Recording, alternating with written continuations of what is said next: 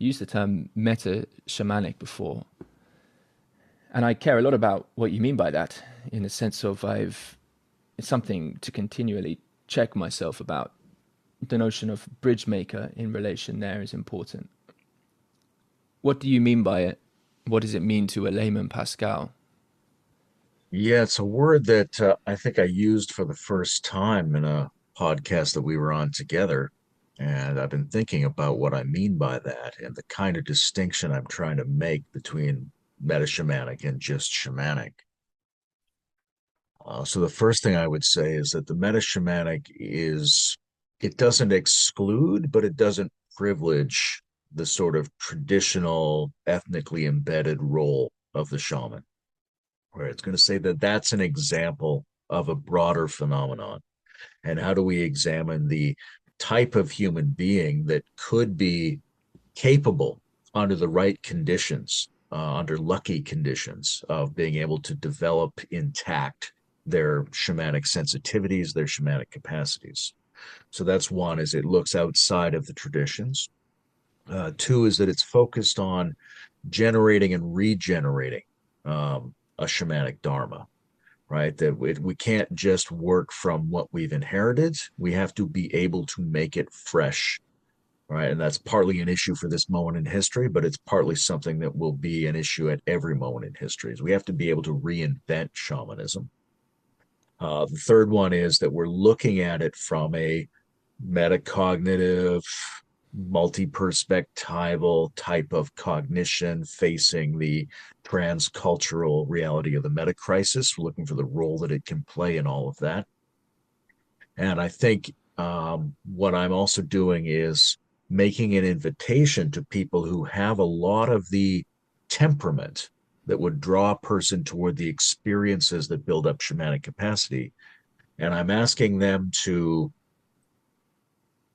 keep their interpretations extremely open about the process that they're going through and be researchers about that process as they go through it.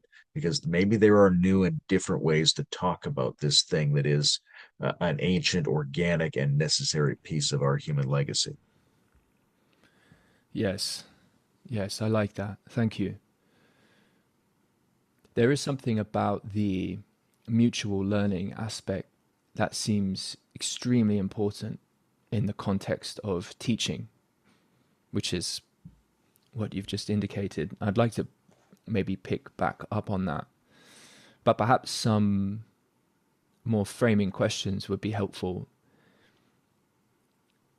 So I think it does make sense to consider the meta shamanic in relationship to such contexts as meta crisis, and in general an attempt to name where we can the dynamics that we're a part of and the nature of culture and the world today, and how we interact with nature, of course, and how we as beings are involved in that.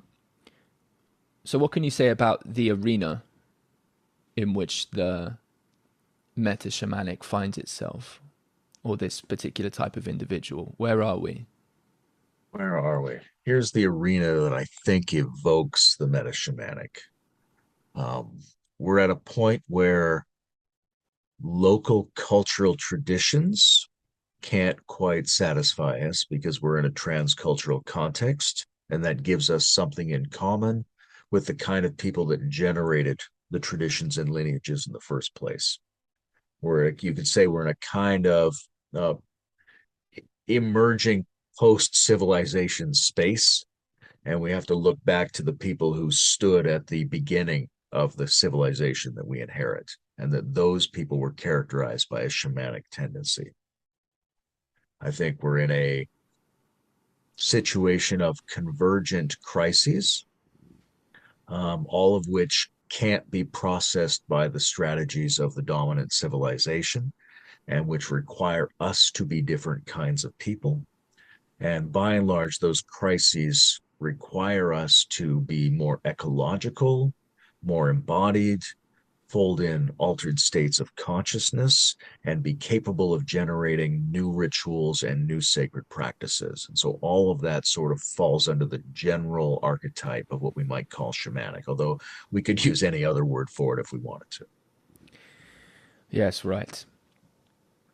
And some of those other words or phrases might be perhaps just to help listeners who are stepping into this territory more or less for the first time. I think I used the word bridge making before. I do like that one because it does speak to the notion of integrity quite well. Bridge has to be able to sway in order to maintain itself, has to be able to give with the conditions a little bit, give with the wind and the current and all of that. And yet there has to remain an orientation as to what, in that sense, the center of the balance must be in order for the bridge to remain capable of linking lands. And it's in that awareness, that participation in orientation as return to what can hold open that bridge in some sense, that I think we find, or we can recognize a kind of, I think we can say in the context of perhaps metamodernism, a particularly metamodern aptitude, but also I think touch point with metaphysics, in the sense where the language of truth in a very deep way becomes important to use, this capacity to participate in orientation, to know itself as undergoing process of transformation, to source that in some way, and to be able to share that and connect with others, and in sharing in that way and participating together, even though, let's say, the particular quantified space that the bridge is holding might be changing, there is in fact a deeper process critical to the integrity of what we believe to be, know to be, always already in connection, in fact, in some deep level, to know itself as such. It's like a deep kind of service of continuity with respect to how truth can know itself in relation. So I'm wondering how you relate to that in terms of perhaps how you think about it intellectually, but also experientially in the context of how you show up in conversation, in your efforts to connect people in processes of understanding. You know, that seems to be something you're doing.